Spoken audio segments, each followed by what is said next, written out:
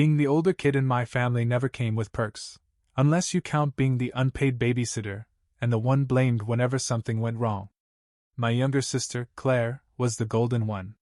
Not in a cartoon villain way. Just in that effortless way where the sun always seemed to shine brighter when she walked into the room. When she got her driver's license, my parents surprised her with a used Jeep. When I passed mine, Dad tossed me the keys to the family minivan with a warning not to scratch it because the insurance was already a nightmare. Claire got violin lessons, a Europe trip, braces. Me? A pat on the back and the reminder that hardship builds character. So by the time my birthday rolled around this year, I knew better than to expect fireworks. Still, I hoped. Because I had something new to celebrate, my first place. A small condo with creaky pipes and carpets older than me, but it was mine. I'd work overtime shifts, eaten ramen for months, and skip nights out with friends just to save enough for the down payment. I wanted this night, my night, to feel like a win. I cleaned every corner of the condo. Rearranged the thrift store couch 3 times until it looked intentional. Bought snacks, drinks, and a cake from a bakery that charged more for frosting than I used to spend on rent. It wasn't just sugar and flour. It was proof I'd made it somewhere on my own. By 7, people started trickling in. Dad carrying his usual "I'm too busy for this" face. Mom with her phone in one hand commenting on my decor like she was hosting a reality show. Then Claire swept in, and the air shifted instantly. Because in her arms? A golden retriever puppy. The squeals were deafening. Mom nearly dropped her purse rushing over. Dad crouched down like he just discovered buried treasure. Even Aunt Linda, who normally treated dogs like contagious diseases, was on the floor kissing its nose. "Isn't he adorable?" Claire beamed, holding the squirming ball of fur high like Simba in The Lion King. The room erupted. Meanwhile, I stood there with a lighter in one hand, hovering over a cake with 27 candles waiting to be lit. My big reveal, my little triumph, disappeared under a mountain of puppy kisses and Instagram stories. 10 minutes passed. Then 30. The food cooled, the cake sat untouched, and I became background noise in my own living room. They were debating names for the puppy while he peed on the rug I'd rented a carpet cleaner to make presentable. Claire laughed like it was the cutest thing in the world. "He's just a baby." I forced a smile. I joked along. I laughed when the dog stole a piece of cheese from the charcuterie board I couldn't really afford. But inside? Something knotted tight. The birthday song eventually happened, if you can call mumbling through half the lyrics while Claire's dog howled louder than the family a real song. Only one slice of cake was cut. Out of pity. By 10, people drifted out. Bags of puppy treats under their arms. Selfies with Claire saved to their phones. My cake still sat there, mostly intact, candles unlit, like a forgotten prop from a party that wasn't mine. When the door closed behind the last guest, the silence hit me harder than anything. I looked around at the mess, paw prints, half-empty plates, my beautiful cake still in its box, and felt the weight of every time I'd been the afterthought. I didn't yell. Didn't text a rant. I just started cleaning. Alone. Pushing crumbs into the trash, stacking plates in the sink, and blowing out candles that no one had bothered to light. And in that moment, I made myself a quiet promise. This was the last time I'd let them treat me like wallpaper in my own life. The morning after my so-called birthday party, I shuffled into the kitchen and saw the cake box still sitting on the counter. 27 candles unused, frosting smudged, one lonely slice missing like the world's saddest crime scene. I grabbed a fork, dug in cold, and chewed through it standing up. Dense, dry, and flavored mostly with disappointment. I told myself it didn't matter. You bought this condo yourself. You don't need their applause. But no matter how many pep talks I tried, the truth was sourer than the frosting. It hurt. Not because of the puppy. He was cute, sure, but because once again, I had been invisible in my own story. It wasn't even a new feeling. It was tradition. I remembered being 10 and asking for a birthday dinner at a pizza place. Claire, accidentally, announced she tried out for choir that same night, and suddenly the whole table turned into her audition judges. My pizza got cold. At 14, I wanted a camera. Claire cried about not having the right shoes for a dance. Guess who got new shoes the next morning? Not the aspiring photographer. So by 27, you'd think I'd be immune. But sitting in a silent condo, staring at a cake nobody wanted, I realized the sting never really fades. It just gets quieter until another year rips it open again. At work the next day, my coworkers asked, "So, how was your birthday?" I plastered on a smile. "Great, thanks." I probably sounded like a bad actor auditioning for the role of happy normal guy number 3. Meanwhile, all I could picture was Claire's puppy gnawing on the bow I'd carefully tied onto the cake box. The week dragged. Every time I opened social media, there it was, pictures of my family huddled around the puppy like he just solved world peace. Captions: "Best day ever. Welcome to the family, Max." The dog got a name, a party, and a hashtag. I got radio silence. Even the family group chat, which normally pinged nonstop with Claire updates, had exactly 0 mentions of me. Not even a half-hearted "happy belated." I tried keeping busy. Rearranged the condo. Scrubbed the rug the puppy had christened. Took out the cake box, finally. Tossed it in the dumpster with a little too much force, like I was auditioning for the Olympic shot put. Still, at night, when the apartment went quiet, the aches sat heavy. It felt like I'd planned a celebration and accidentally hosted the rehearsal dinner for my sister's dog. I didn't text them. Didn't call. Just let the silence sit, because what was the point? If I'd begged for attention, it would feel like scraps. And if I stayed quiet, well, at least I had dignity. Then exactly 7 days later, 2 a.m., my phone lit up. Dad. I blinked at the screen, half asleep, debating. The last time we'd spoken, he'd been crouching on my floor, cooing at Claire's puppy like it was the crown prince. Did I really want to hear more of that in the middle of the night? I let it go to voicemail. A minute later, another call. Then another. 8 in total, buzzing back to back like my phone was trying to have a seizure. By the time the last one ended, I had a voicemail notification glowing on the screen. Curiosity 1. I pressed play. At first, nothing but heavy breathing. Not the "I went jogging" kind, more like the "my whole world is collapsing" kind. Then Dad's voice, low, shaky, unlike anything I'd ever heard from him. 2 words. "We're screwed." And just like that, the silence of my forgotten birthday was replaced by the sound of my father unraveling at 2 a.m. I didn't sleep after hearing that voicemail. Not because I was scared, more because I couldn't stop replaying those 2 words in my head. We're screwed. My dad, the same guy who once told me, "Real men don't panic," had left me sounding like Darth Vader after running a marathon. I lay there staring at the ceiling, phone on my chest, debating whether to call back. The petty part of me, which, let's be honest, is at least 80% of me, wanted to ignore it. Let them sweat. They'd ignored me on my birthday. Maybe this was karma with perfect comedic timing. But curiosity is a cruel roommate. By 3 a.m., I was sitting on the edge of my bed, scrolling through my call log, wondering what could make my dad break character like that. This is the man who once hit our mailbox with the car, looked at the crumpled metal, and calmly said, "Wind must have done it." And now he was gasping like he just watched his retirement fund burst into flames. I didn't call back. Not yet. Instead, I texted one word: busy. Petty, sure. But it felt good to toss the ball back in his court. The next morning, no reply. Just radio silence. Weird. Usually, my family can't go 10 minutes without spamming the group chat about Claire's puppy discovering a new facial expression. Now?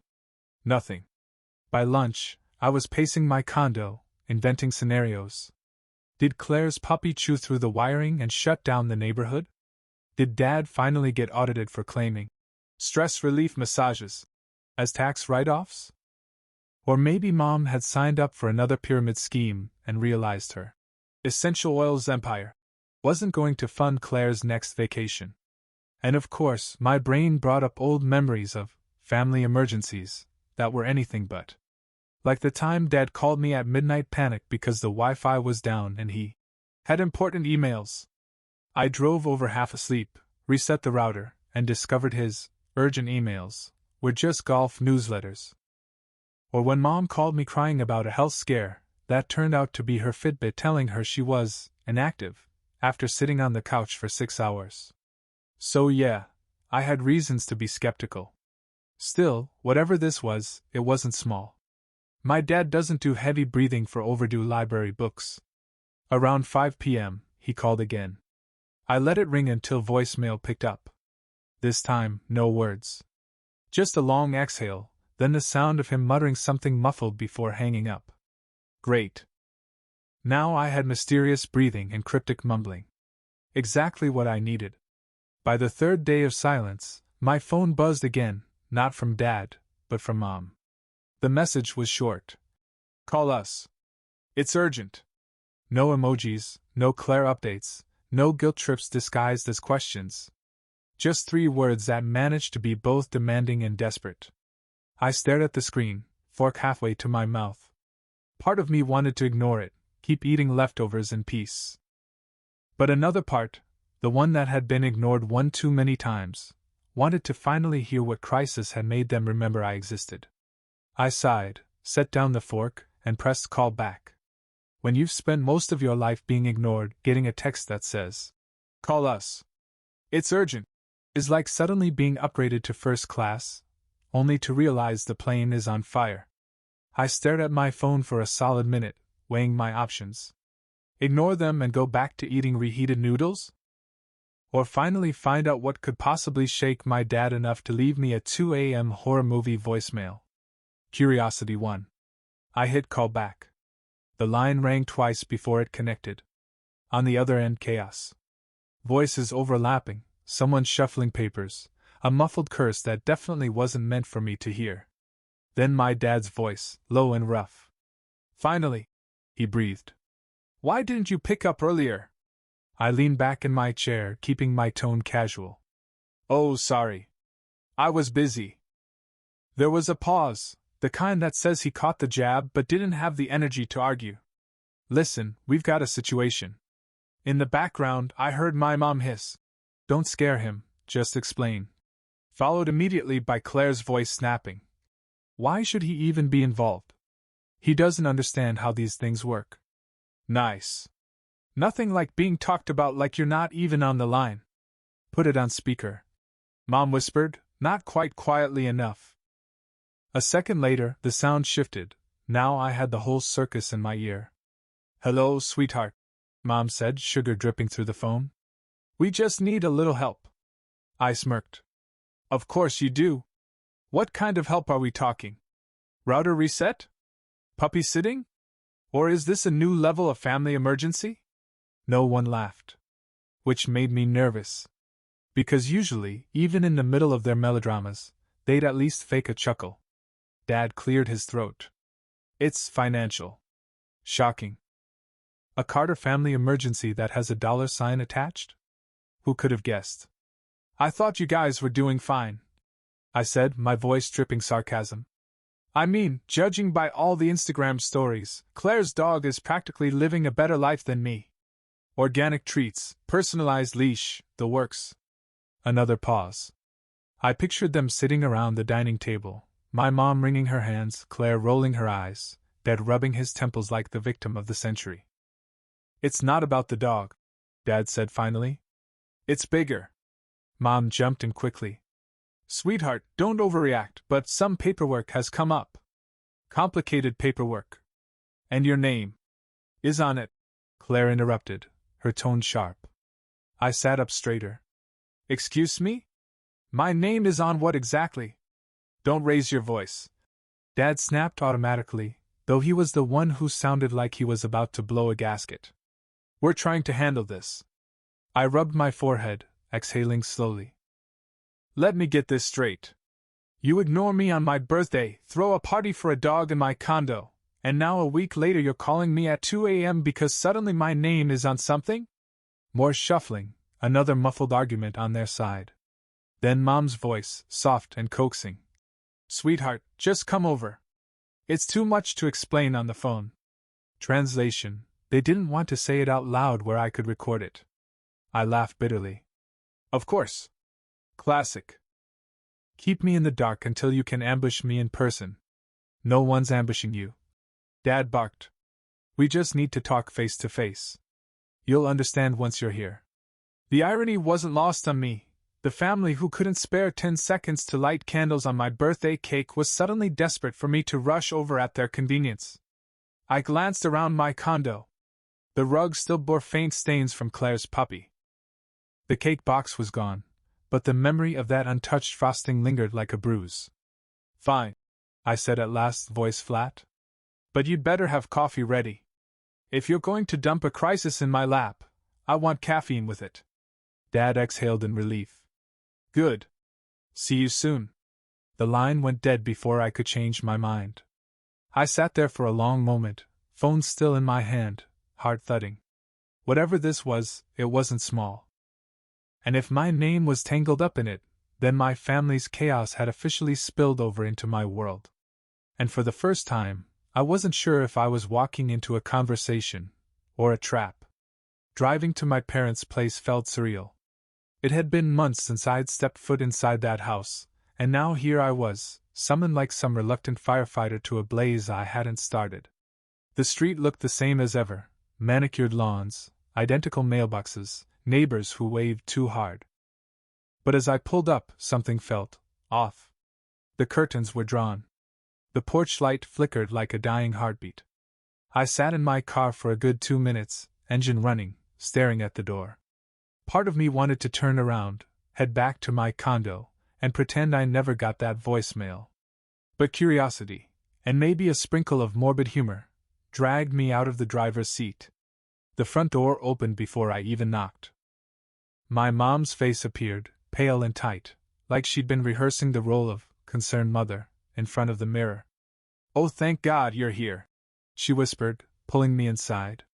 The air hit me first.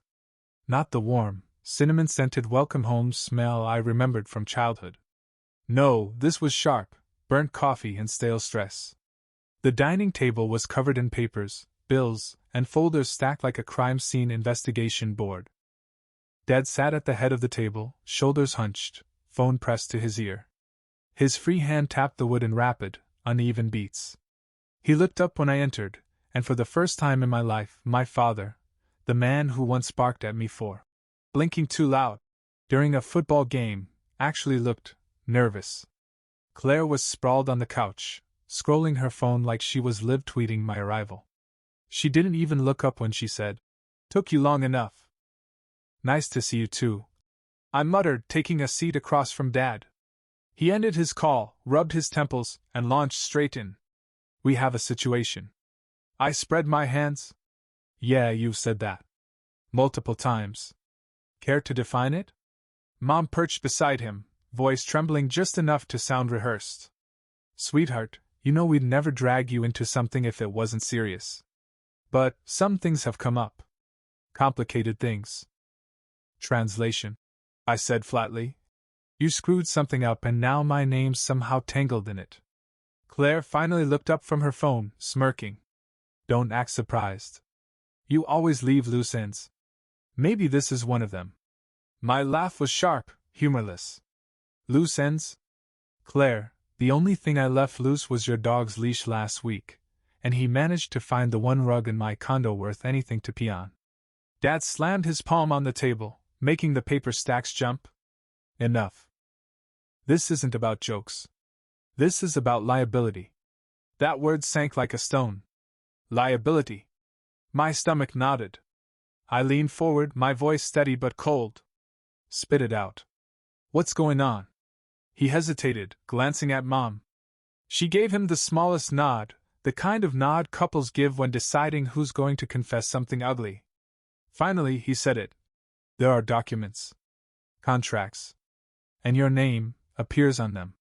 My mouth went dry. "Contracts for what?" Mom reached across the table like she was about to hold my hand. I pulled back. "It's complicated," she said softly. "But the important thing is, we need to fix it before it gets worse." Claire muttered under her breath. "It already is worse." I looked at each of them, Dad, red-faced and sweating, Mom, teary-eyed and fidgeting, Claire, smug and defensive. And in that moment I knew two things for sure. Whatever mess they'd made wasn't just theirs anymore. They had deliberately put me in the middle of it. And I wasn't sure if I'd been invited here to help clean up, or to be the scapegoat. The silence after Dad's little bombshell stretched like a rubber band ready to snap. I stared at him, then at Mom, then at the mountain of papers on the table. Contracts. My name on them. Liability. Okay, I said slowly, leaning back in my chair. Walk me through this. What exactly did you sign my name on? Dad bristled. Don't use that tone with me. We didn't sign your name. It's more like we added it. Added it where? I shot back. A birthday card? A library card? Or maybe something with, I don't know, legal consequences? Claire rolled her eyes, tossing her phone onto the couch like this was beneath her. You're being dramatic. It's just paperwork. People put family names on things all the time. My laugh came out sharp. Yeah? Funny how no one ever puts my name on vacation tickets or car titles. Just the stuff that comes back to bite. Mom leaned in, her voice cracking with that well-practiced tremble she used whenever she wanted to shift the spotlight. Sweetheart, please. Don't make this harder. You know your father, he tries, but sometimes things get complicated. We just... Complicated? I cut in. You left me sitting alone at my own birthday while you threw a coronation for Claire's dog. Now suddenly my name is on mystery contracts, and you're saying it's complicated? Her eyes filled with tears instantly. I almost admired how fast she could turn them on. You don't understand, she whispered. We did it to protect you. To protect us. There it was. The royal we. Translation, we messed up, and now you're the lifeboat. I rubbed my face, exhaling hard. Memories flashed of every family meeting I'd ever sat through. Dad lecturing me for Claire's bad grades. Mom guilt-tripping me into giving up my allowance so Claire could buy prom shoes. The pattern was always the same, their screw-up, my responsibility. But this felt different. Bigger. Dad shoved a stack of papers across the table. Look, this isn't the place for details. Just know, your name being there means you're technically part of it. And if things go south... He trailed off, jaw tightening. If things go south what? I pressed. Claire finally leaned forward, her smirk gone. For once, she actually looked rattled. It could cost us everything. The words landed like a punch. I flipped through the papers, line after line of fine print, addresses, signatures, loan numbers. It looked official, terrifyingly official. My chest tightened when I saw my name typed neatly on the borrower line. Not a scribble, not a forgery, typed, like I'd sat down at a computer and agreed to it. Are you kidding me? I shoved the papers back at them. How the hell did my name end up on this? Mom wrung her hands. It's just how the bank does it. They needed a co-signer and you weren't here to say no. Claire cut in, arms folded. Don't act like it's a big deal. You've got better credit than all of us combined. That's why Dad said. Claire! Dad barked, but the damage was done. My stomach dropped. Credit. Co-signer. My family had turned me into their golden ticket without so much as a phone call. Unbelievable. I muttered, pacing now. You people couldn't be bothered to cut a cake for me, but you had no problem cutting my future in half with a pen. Dad's face darkened. Watch your mouth. We're all in this together. No, I snapped. You're in this together. I was drafted without consent. The room went quiet again, but not the comfortable kind. The air felt heavy, like the walls themselves were listening. For the first time, I saw something crack in my parents' faces, not guilt, not sadness, but fear.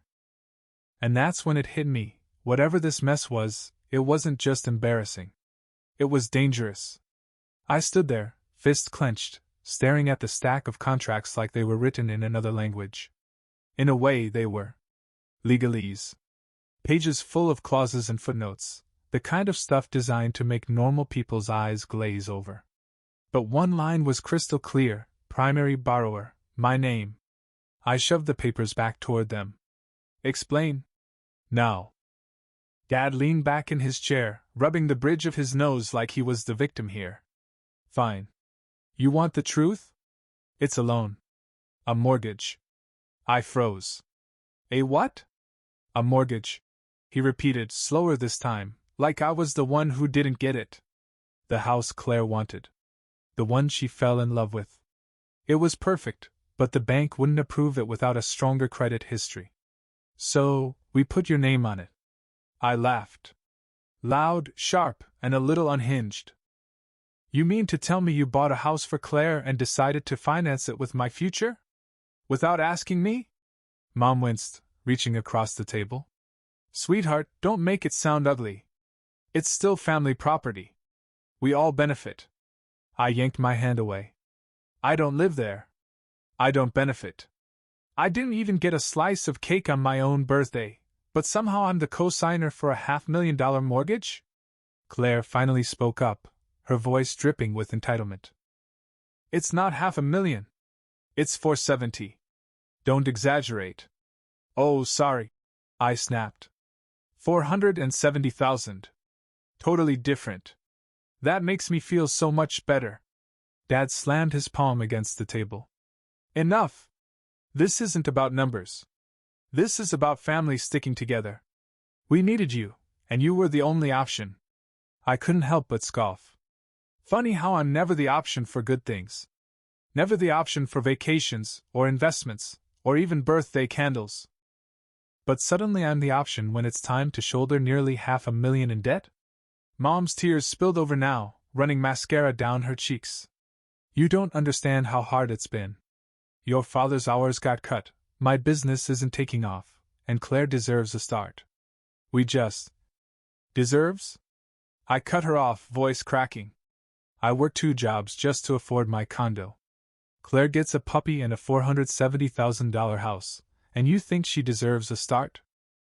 What about me? No one answered. For the first time all night, Claire's smirk slipped. She crossed her arms, muttering, "We thought you'd never find out." That line hit me harder than anything. They hadn't planned on telling me. If Dad's late-night breathing hadn't cracked, if things hadn't started falling apart, I'd still be sitting at home, blissfully unaware that my name was shackled to their sinking ship. I pushed away from the table, my chair scraping loudly against the floor. Unbelievable. You didn't just forget my birthday, you signed me up for decades of debt without my consent. And now you're panicking because you realize I'm not the kind of idiot who's going to keep quiet. Dad's face flushed red. Watch your mouth. This is still our family. No, I said, my voice low and steady. This is fraud. And for once, I'm not the one who's screwed. You are. The room went dead silent. And for the first time in my life, I watched fear settle into their eyes, not because of what they could do to me, but because of what I might do to them. The silence after my last words felt like someone had cut the oxygen out of the room. For once, my family, the same people who could always find a way to make me the problem, were speechless. Claire's jaw worked like she wanted to argue, but nothing came out. Dad stared at the contracts, face pale, as if the numbers themselves were strangling him. Mom dabbed at her mascara streaks with a napkin, but even she couldn't summon her usual "we're all in this together" performance. I stood up, pushing my chair back slowly. Here's the thing, I said. You didn't just cross a line. You lit it on fire and danced on the ashes. You used my name without asking. You risked my credit, my future, my life, for Claire's dream home and a puppy that pees on everything. Don't drag the dog into this. Claire muttered weakly, but her voice cracked. Funny, I shot back. That dog got more love in 1 week than I'd gotten in 27 years. Dad finally found his voice, low and desperate. We didn't have a choice. If you walk away, the bank will deal with you. I interrupted. Not me. Because first thing tomorrow, I'm contacting them myself. I'll be pulling every record, freezing every connection, and letting them know my name was used without my consent. Mom gasped. You wouldn't. I leaned in, eyes level with hers. Watch me. For once, she didn't cry harder. She just stared, realizing maybe, just maybe, the kid they'd ignored had teeth now.